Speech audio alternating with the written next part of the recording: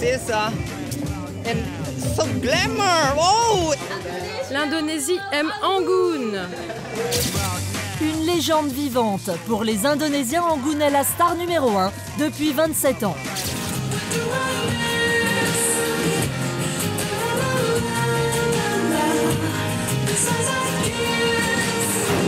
Des chansons ultra populaires là-bas. En France, Anggun, on la connaît plutôt pour ce tube. C'est le soleil ne brûle, je prierai qui tu voudras. Un titre qui a cartonné.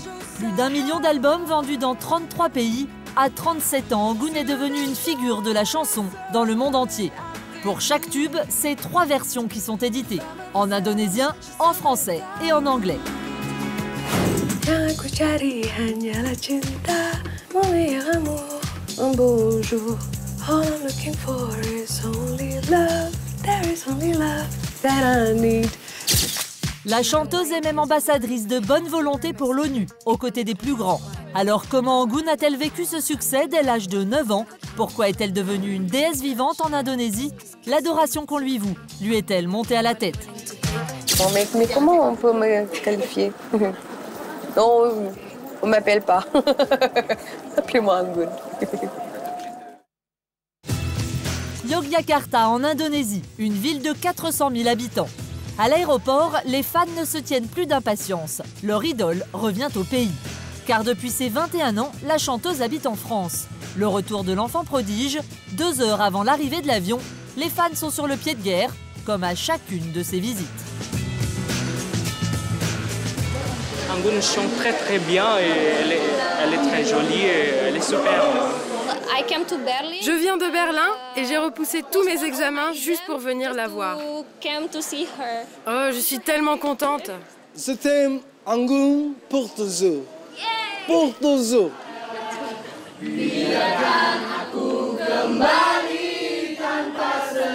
Anggun vient en Indonésie pour la promotion de son nouvel album. 20h, l'idole débarque enfin.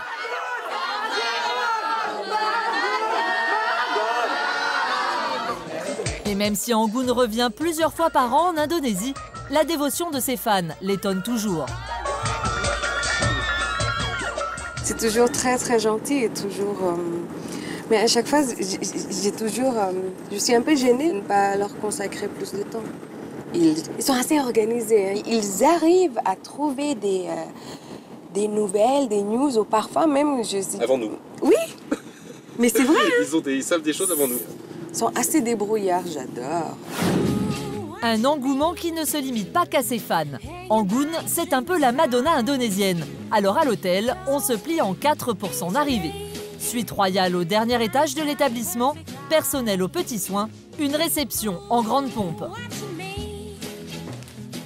C'est magnifique. Un hôtel 5 étoiles et une suite de la taille d'un appartement.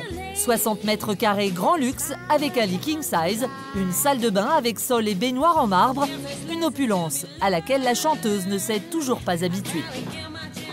On est toujours bien reçus en Asie en fait. Une fois, j'ai eu une suite de 300 mètres carrés. On ne sait pas quoi en faire. T'étais perdu là. Hein. Bah oui. Et en plus, mais il n'y avait qu'une seule chambre. Ouais. C'est ridicule. C'est pas 300 mètres carrés, normalement, il y a... C'est un méga appartement. Ouais, Seule ombre à cette vie de princesse, une petite fille de 3 ans qu'Anggun laisse derrière elle à chaque déplacement. Environ 2 mois de l'année, loin de sa famille. Un déchirement qu'aucun luxe ne peut combler. Quand je me déplace ou je voyage autant, et sans ma famille, ça c'est un peu compliqué.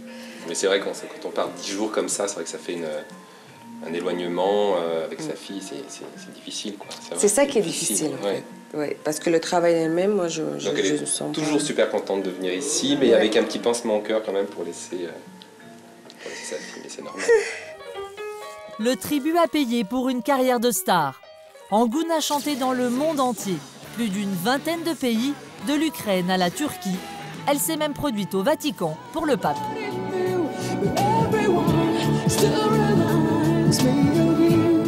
Et ce ne sont pas vraiment des vacances, à chaque fois, son temps est minuté.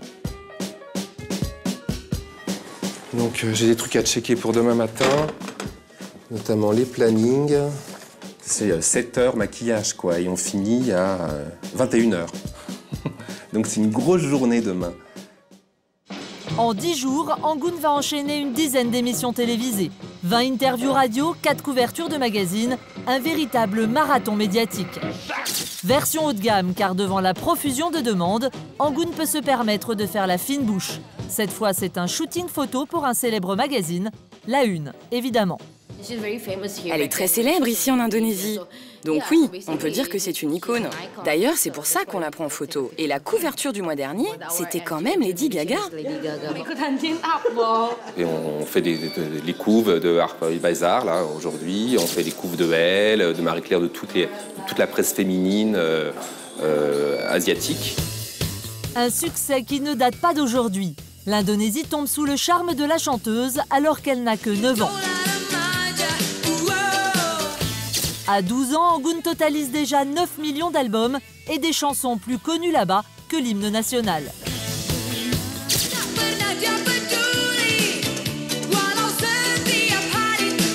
Pourtant, à 21 ans, en pleine gloire, Angoune choisit de tout quitter pour tenter sa chance en Europe. Le hasard va faire le reste. Attention, suivez bien, le mari de la cousine de sa voisine de palier est agent dans une compagnie d'électricité et c'est lui qui va jouer les intermédiaires avec Florent Pagny. Cet agent EDF a dépanné Florent pour une de ses maisons. J'ai pas trop compris l'histoire. Et puis donc il a dit, si jamais tu as besoin de moi, ben voilà, appelle-moi. Et puis ce monsieur a gentiment utilisé cette carte pour me présenter à Florent. Et ça, c'est énorme. Encore une fois, moi, je suis chanceuse. C'est le soleil de brûle, je prierai qui tu voudras pour que tombe la neige au Sahara. Le talent d'Angoune va faire le reste. La neige au Sahara est triple disque de platine, édité dans 33 pays. Le pari d'Angoune est réussi. Désormais, quand elle revient dans son pays, c'est avec une stature de star internationale. Et les fans en sont encore plus admiratifs.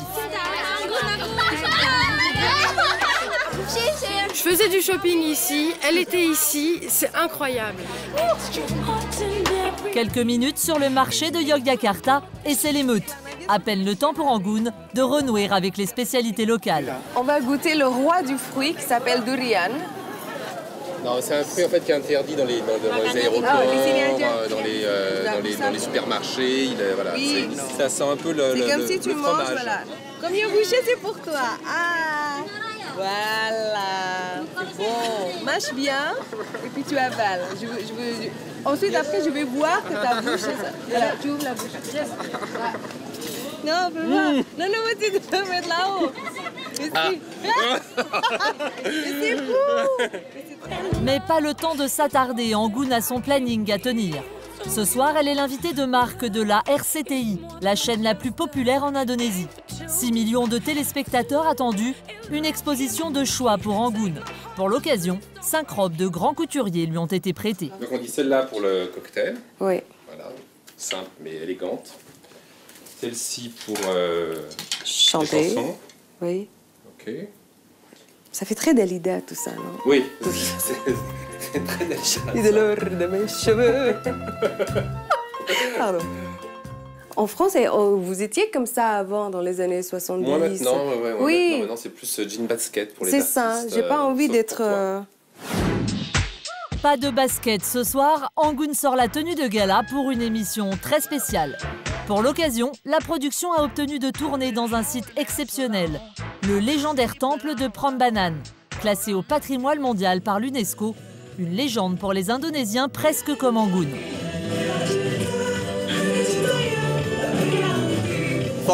Angoune me rend fier. Vous savez, elle rend fier tous les Indonésiens. Elle est tellement glamour. Pour moi, pour mon pays, c'est une artiste internationale. Je ne peux pas le croire. Elle est fantastique.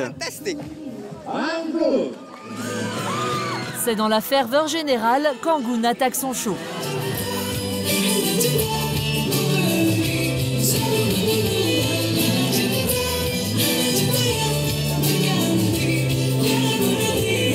Après 2 heures d'émission, la magie a opéré une fois de plus. Les fans sont sous le charme, d'autant qu'Angoune les gratifie d'une petite visite personnelle.